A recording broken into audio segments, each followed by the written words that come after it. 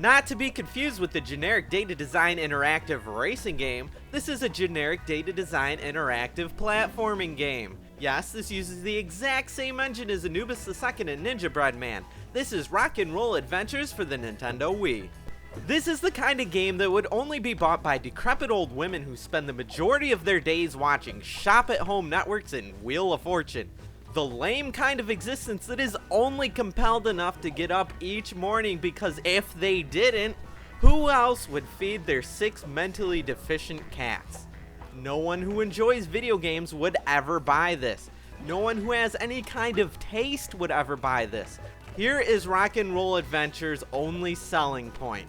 It contains a very bad parody of Elvis.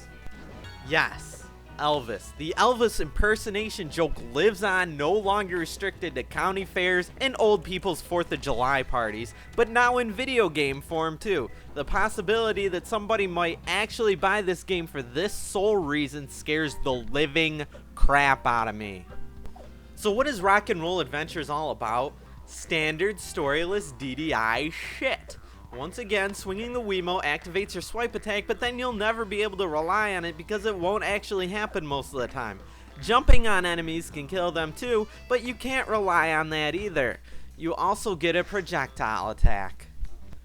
The camera is god-awful, and yes, once again, I've achieved a headache playing a DDI platformer. That's 2 for 2!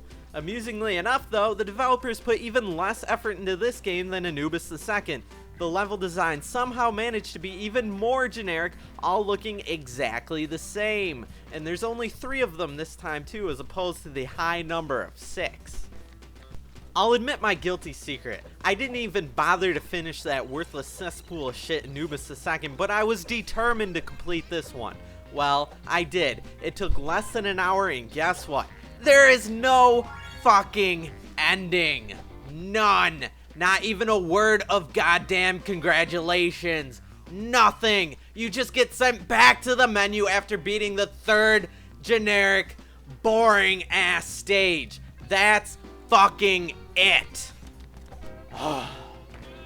The only positive thing I can say about this game is that it was so short that my resulting headache caused by the terrible camera didn't have enough time to truly give me an aneurysm because it's so short.